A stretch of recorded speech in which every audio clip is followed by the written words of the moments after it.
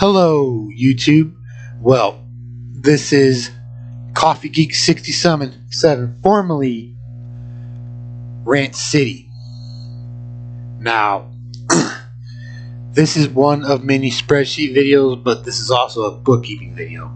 But this will be the only bookkeeping video. I do my own bookkeeping.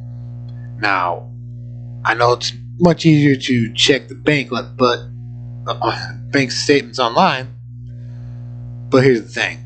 Like, if I were to get, I'm not sure how your bank works, but my bank doesn't record certain transactions right away. Like, let's say I were to get gas at Quick Trip, it's not going to record that transaction right away. So let's get into it. Okay, and I'm going to do the SUMIF function. Now, here's the part that takes too long. Insert function, SUMIF. Okay. Now the range, this will be the range right here. And then the criteria. Now, to type it in,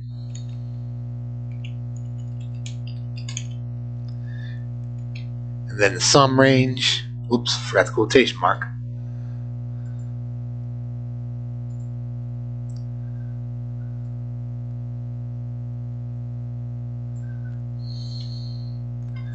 Now doing that all the way down, that would take too long. So I'm gonna do this a much easier way. Insert function, SUMIF, and then range transactions, and then